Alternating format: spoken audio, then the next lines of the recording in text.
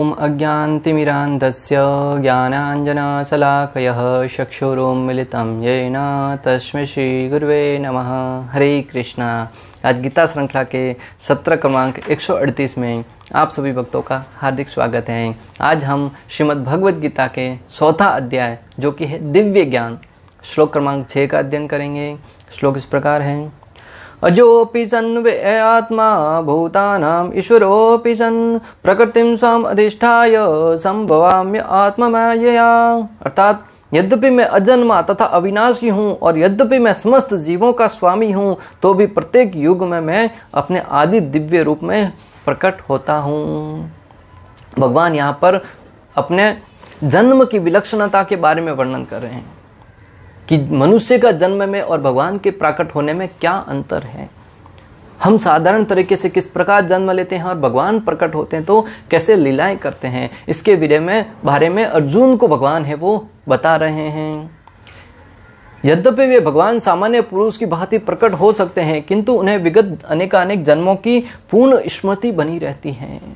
हालांकि भगवान है वो एक सामान्य व्यक्ति की भांति प्रकट हो सकते हैं, परंतु उन्हें अपने विगत जन्मों की स्मृति बनी रहती है।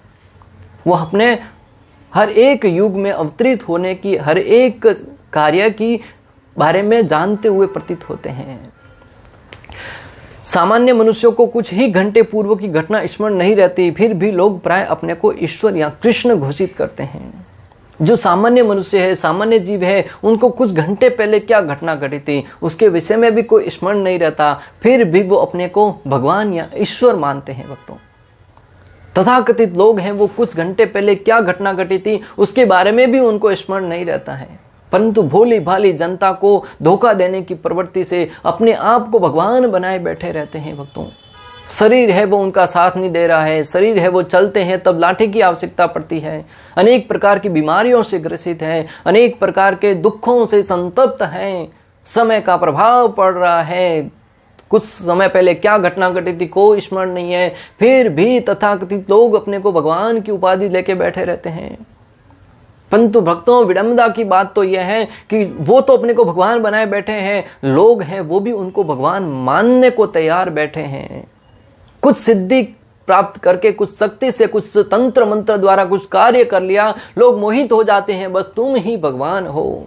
अरे भगवान यहाँ पर व्याख्या देकर बता रहे हैं कि ईश्वर में और जीव में क्या अंतर है, परंतु कोई इस व्याख्यान को सुने तब ना। हमें तो समय ही नहीं है टाइम पास करने से, हमें तो समय ही नहीं है फालतू के वीडियो देखने से, फालतू के कार्यों में सम्मिलित होने से।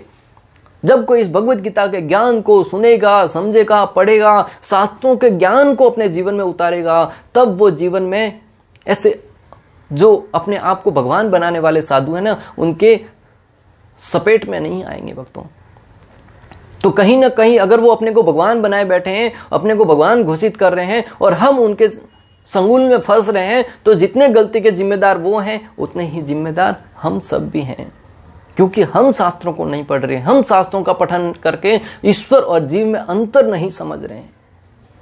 जब तक व्यक्ति अज्ञानता में डूबा रहेगा तब तक अनेक लोगों से धोखा खाता रहेगा, भले वो किसी ही क्षेत्र में क्यों ना हो। व्यापार के क्षेत्र में भी अगर आपको उस व्यापार का ज्ञान नहीं है तो आप कहीं ना कहीं धोखा खा जाएंगे। परिवार चलाने का अगर आपको ज्ञान नहीं है तो परिवार आपका डूब सकता है।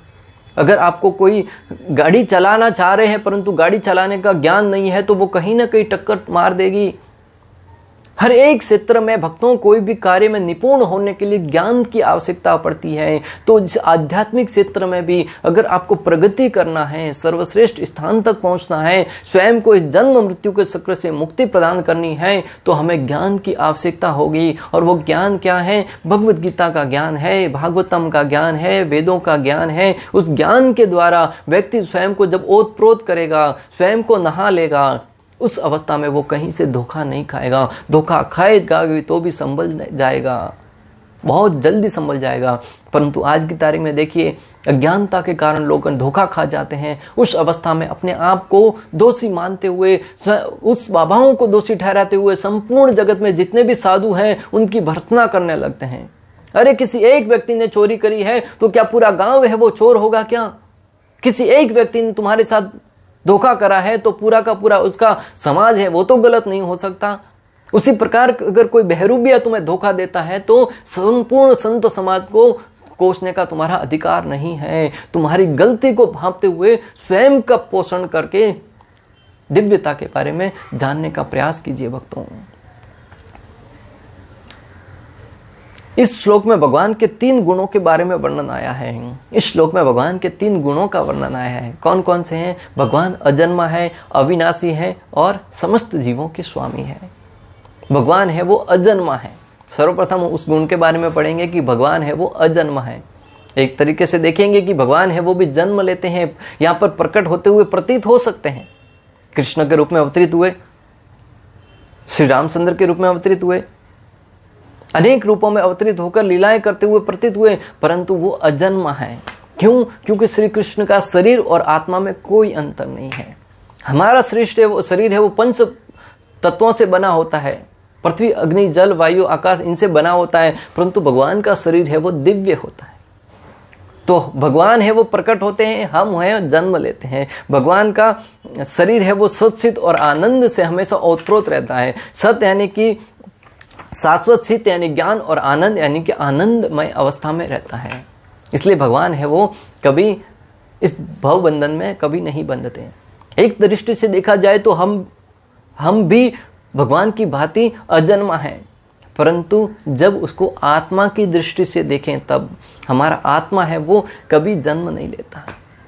भगवान श्री कृष्ण कहते हैं, न जायते म्रियते वा कदाचित, न अयम भूत्वा भविता वा न भूयम, अजो नित्य शाश्वतम अयम पुराणो, न हन्यते हन्यमाने शरीरे।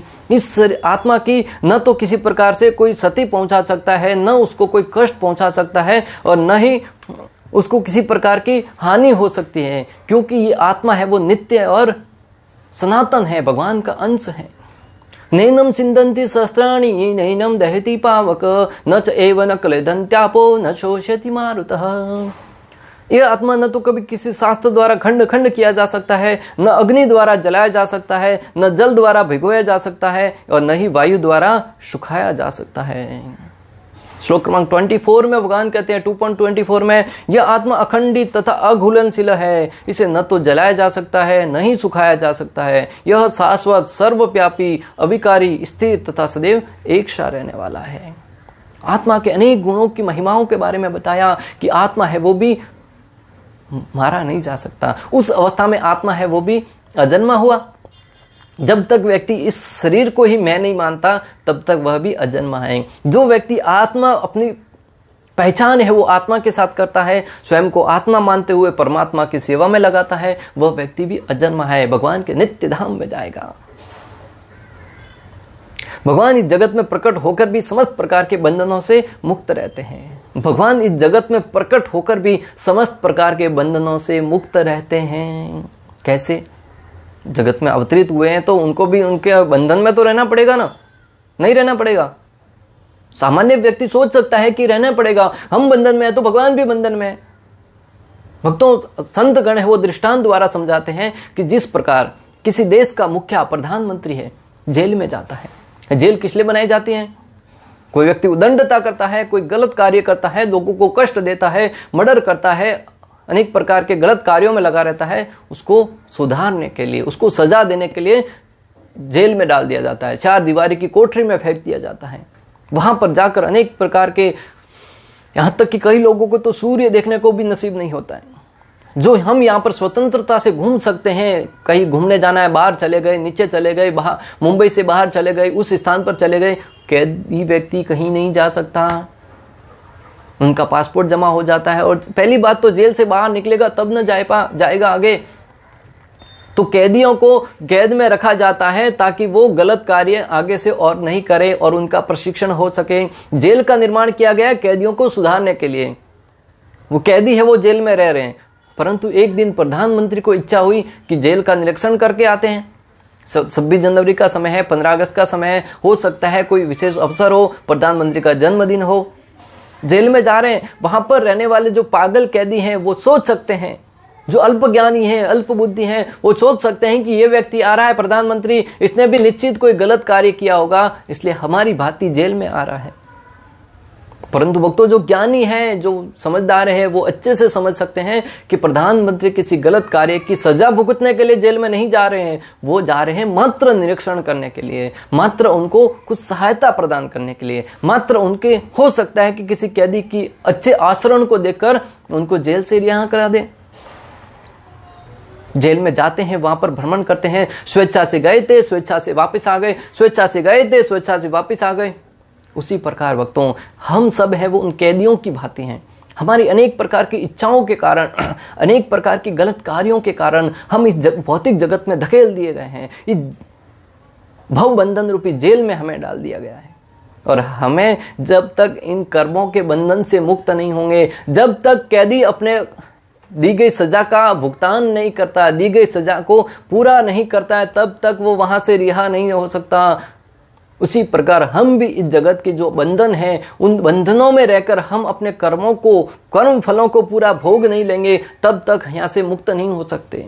जिस प्रकार यदि अगर कोई अच्छा आचरण द्वारा, अपने व्यवहार के द्वारा जेलर को प्रसन्न करे और वो हो सकते उनकी सजा कम कर दें, हमें भी अगर हम अपने आध्यात्मिक कार्यों के द्वारा भगवान श्री हरि को प्रसन्न कर लें और हम भी इस जगत से जल्दी ही भगवत धाम जाने को तैयार हो सकते हैं।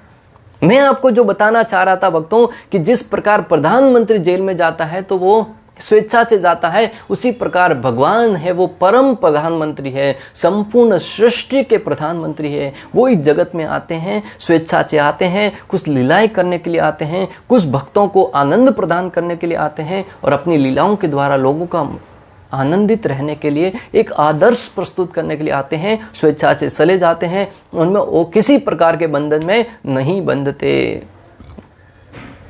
दूसरा है अविनाशी। भगवान का शरीर है वो दिव्य होता है, उनका कभी नाश नहीं होता। हमारे शरीर में अनेक प्रकार के विकार होते हैं, 6 प्रकार के विशेष रूप से परिवर्तन आते हैं। बच्चा जन्म लेता है, जन्म के उपरांत कुछ वृद्धि करता है, बड़ा होता है, कुछ समय तक स्थिर रहता है, अपने जैसे अनेक शरीरों का निर्माण करता है, धीरे धीरे वो क्षीण होने लगता है, अंत में उसकी मृत्यु हो जाती है। होता है कि नहीं? बच्चे का जन्म हुआ, कुछ बड़ा वयस्क अवस्था में आया, एक पिता बना, कुछ अपने जैसे जीवों का, संतानों की उत्पत्ति करी, फिर धीरे धीरे पुनः वृद्ध अवस्था में जाता है, क्षीण होते जाता है, अंतिम में मृत्यु हो जाती है। जीवन का अंतिम सत्य मृत्यु भक्तों, उसे कोई नहीं टाल पाया आज तक। अनेक वैज्ञानिक हैं, अनेक साइंटिस्ट हैं जो अपनी शक्ति से, अपने सामर्थ्य से भगवान को चुनौती देने का प्रयास कर रहे हैं, मृत्यु के ऊपर विजय प्राप्त करने का प्रयास कर तो रहे हैं, परंतु सफल नहीं हो पाए। जो मृत्यु के ऊपर विजय प्राप्त करने की खोज में लगे हुए हैं, उनकी खोज में हमें लगना पड़ेगा। वो कहाँ गए उसका किसी को ज्ञात नहीं है भक्तों। अनेक प्रयोगों के द्वारा, अनेक प्रकार के सृष्टि के साथ छेड़छाड़ करके मृत्यु के ऊपर विजय तो पाना चाहते हैं, परंतु जीवन का अंतिम सत्य भक्तों मृत्यु, उसे कोई नहीं जीत पाया। इस जीवन का सबसे बड़ा आश्चर्य भक्तों, अहानि अहानि भूतानि गच्छन्ति यम आलयम शेष स्थावरम इच्छन्ति किम आश्रयम अतः परम। जब यमराज ने युधिष्ठिर महाराज के समक्ष प्रश्न पूछा कि तुम्हें इस जगत में सबसे बड़े आश्चर्य की बात क्या लगती है, तब युधिष्ठिर महाराज कहते हैं कि सबसे बड़ा आश्चर्य भक्तों, प्रति क्षण लोग मृत्यु के मुंह में प्रवेश कर रहे हैं, फिर भी हर एक व्यक्ति को लगता है कि मेरी तो मृत्यु कभी नहीं आएगी। इस प्रकार जीवन यापन करते हैं जैसे हम तो अमर बने रहेंगे। हम देखते भी हैं, हमारे दादा परदादा नाना नानी सब चले गए, परंतु हमारे सामने हमारे समकक्ष भी चले जाते हैं, परंतु फिर भी हमें लगता है कि हमारी मृत्यु नहीं आएगी।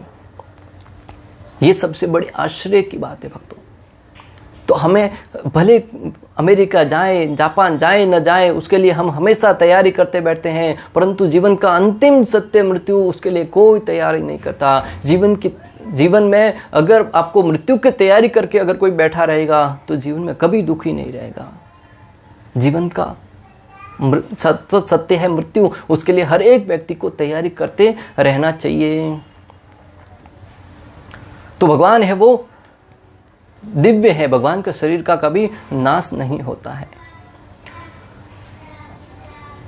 मृत्यु है वो शाश्वत सत्य। गीता 9.27 में भी कहा गया है, जातस्य हि ध्रुव मृत्यु ध्रुवम जन्म मृत्युश्च तस्मात् अपरिहार्य अर्थे न त्वां शोषितुम अर्हसि। जातस्य ध्रुव मृत्यु, जीवन का परम सत्य है मृत्यु, मृत्यु है वो ध्रुव सत्य है। जिस प्रकार कोई भी कार्य करते हैं कि ये तो हाँ निश्चित रूप से होगा, उसी प्रकार जीवन का अंतिम सत्य है वो मृत्यु है। उसके लिए हमें कार्य करना बहुत अनिवार्य है भक्तों।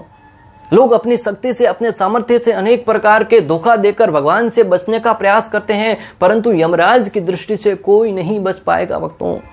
एक बार एक व्यक्ति था, उसने अपनी बुद्धि से जब मरायमान स्थिति में आने वाला था उससे पहले अपने जैसे अनेक पुतलों का निर्माण किया। अनेक पुतलों का निर्माण करके जैसे ही मृत्यु आने वाली थी पुतलों के बीच में जाकर खड़ा हो गया। यमराज लेने के लिए आए। यमराज ने देखा कि अभी लेके कैसे जाऊं, भगवान की सृष्टि को चुनौती दी है, इसने अपने जैसे अनेक जीवों का और निर्माण किया है। यमराज मन ही मन सोचने लगे कि इसको बाहर कैसे निकाला जाए, वास्तविक व्यक्ति कौन है उसे कैसे जाना जाए। पहले तो अनेक प्रकार से प्रशंसा करी कि मानव है वो बड़ा बुद्धिमान है, उसने अपनी बुद्धि से कितने सुंदर अपने स्वयं के जैसे पुतलों का निर्माण कर लिया। व्यक्ति अंदर ही अंदर प्रसन्न हो रहा था, परंतु तुरंत यमराज की ज्ञान की ज्योति है वो प्रज्वलित हुई। उन्होंने तुरंत कहना प्रारंभ किया, ये है तो बुद्धिमान परंतु साथ ही साथ अज्ञानी है, मूर्ख है, निपट है। भक्तों, जब तक हमारी प्रशंसा कोई करता है हम बड़े आनंद के साथ सुनते हैं, परंतु जैसे ही कोई हमारे अहंकार पर चोट करता है, हमारी बुराई करता है, हमें सत्य कहना प्रारंभ करता है, हम तुरंत फुफकार कर खड़े हो जाते हैं। जिस प्रकार एक सर्प के मुख पर पांव रखने पर वो तुरंत फुफकार कर खड़ा हो जाता है और डंक मारने के लिए हमेशा आतुर रहता है, उसी प्रकार मानव भी अगर उसकी अहंकार को कोई चोट पहुंचाएगा तुरंत फुफकार कर खड़ा हो जाएगा और ऐसा डंक मारेगा, ऐसा विशेला डंक मारेगा, भले अपने शब्दों के माध्यम से हो, वाणी के माध्यम से हो, अनेक प्रकार के सामने वाला व्यक्ति है वो धराशायी हो जाएगा, निराश हताश होकर जीवन भर कोमा में चला जाएगा। इसलिए किसी भी व्यक्ति को हमेशा सचेत रहना चाहिए कि जब कोई हमारी बुराई करे, हमें सत्य दिखाने का प्रयास करे, तब उसे भी बुद्धि की कसौटी पर कसकर उससे कुछ सीखने का प्रयास करें, सामने वाले के ऊपर क्रोध करना करें।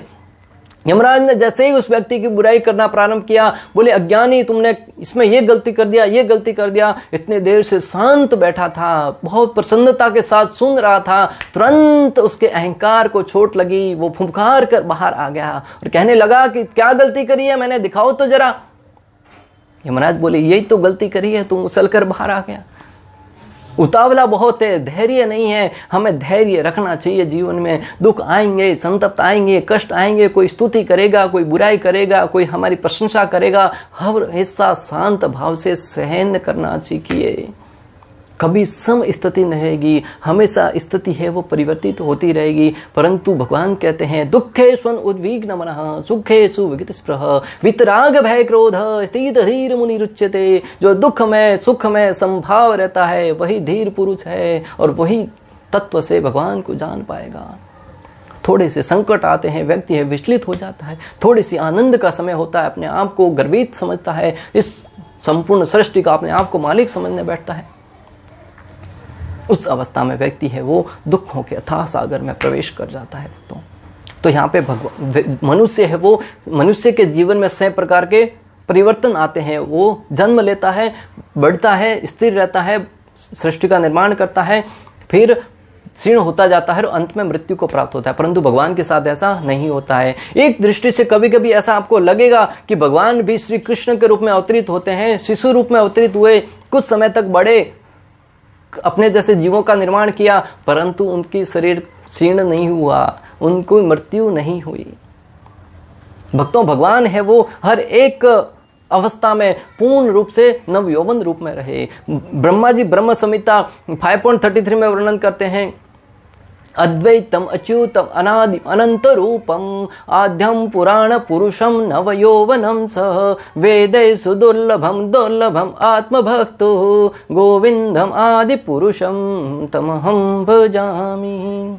भगवान है वो हमेशा आद्यम पुराण पुरुषम नवयौवनम स, हमेशा बहुत पुराने व्यक्ति हैं, सब सृष्टि के सबसे प्रारंभिक जीव है भगवान श्री हरि है। भगवान श्री कृष्ण है वो सृष्टि के प्रारंभ में विद्यमान थे और मृत्यु के उपरांत भी विद्यमान, हमारी मृत्यु के उपरांत भी भगवान विद्यमान रहते हैं, फिर भी वो हमेशा नवयौवन रूप में रहते हैं।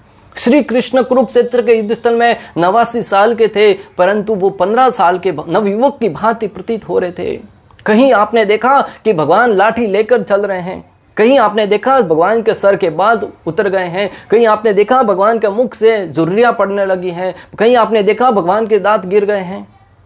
कहीं नहीं वर्णन आता, क्योंकि भगवान है वो हमेशा नवयौवन रूप में रहते हैं। कभी लीला की दृष्टि से लोगों के सामने ऐसी लीलाएं करते हुए प्रतीत हो सकते हैं कि भगवान भी एक सामान्य जीव की भांति हैं, परंतु भगवान में और जीव में बहुत अंतर है। भगवान का शरीर है वो दिव्य है, जीव का शरीर है वो इस भौतिक जगत के बंधन में रहता है हमेशा। तीसरा है भगवान है वो समस्त जीवों के स्वामी हैं। पहला था अजन्मा, दूसरा है वो अविनाशी, तीसरा है वो समस्त जीवों के स्वामी। भगवान है वो ब्रह्म संहिता में ब्रह्मा जी 5.1 में कहते हैं, ईश्वर परम कृष्ण सच्चिदानंद विग्रह अनादिर आदिर गोविंद सर्व कारण कारण। ईश्वर परम कृष्ण, कृष्ण है वो परम ईश्वर है, सच्चित और आनंद की प्रतिमूर्ति है। अनादिर आदिर गोविंद, जिनका न तो कोई आदि है न कोई अंत है, और हर एक कारण के कारण है वो श्री कृष्ण है। इस जगत में अगर पेड़ का एक पत्ता भी हिलता है ना, भगवान की इच्छा के बिना नहीं हिल सकता। भगवान है वो हर एक के कारण है। गीता 10.8 में भी भगवान कहते हैं, क्या कहते हैं?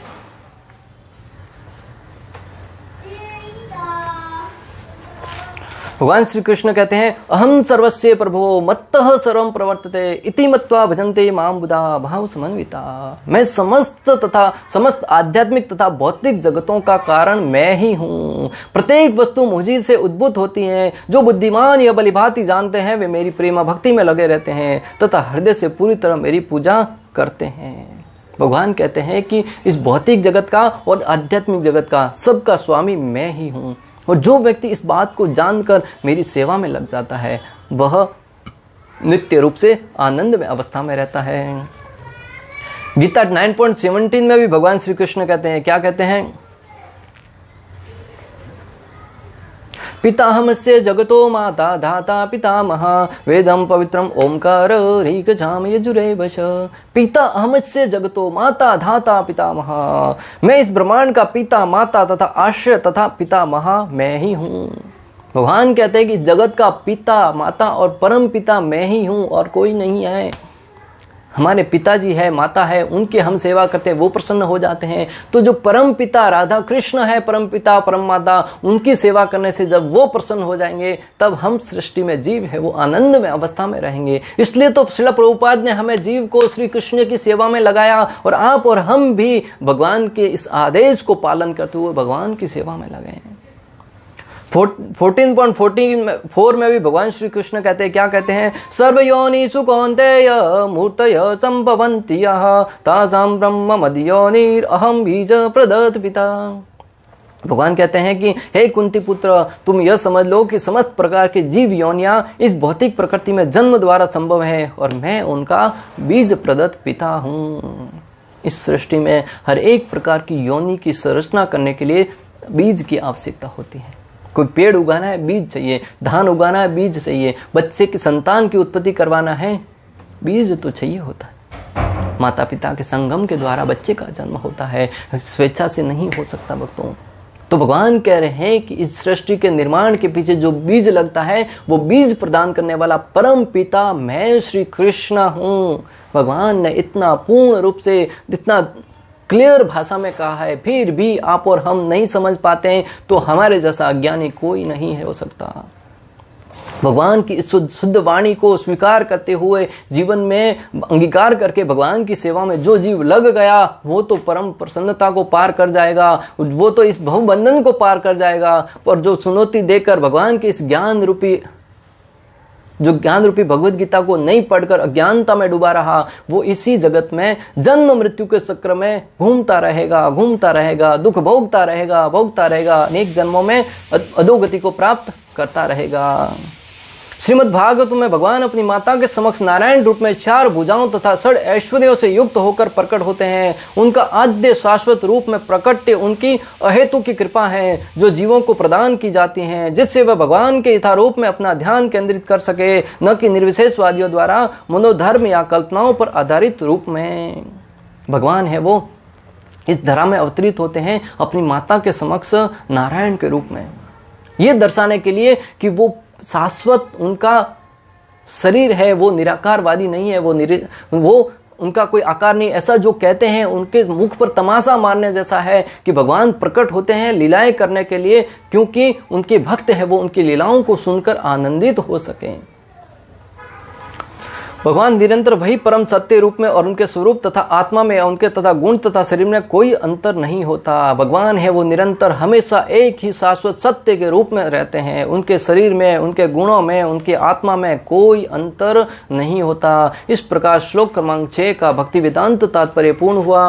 अंत तक हमारे साथ बने रहने के लिए आप सभी का हृदय पूर्वक, प्रेम पूर्वक बहुत बहुत धन्यवाद। श्रील प्रभुपाद की जय, श्री श्री राधा गोपीनाथ भगवान की जय, श्रीमद् भगवद गीता की जय। हरे कृष्णा कृष्ण कृष्ण हरे हरे, हरे राम राम राम।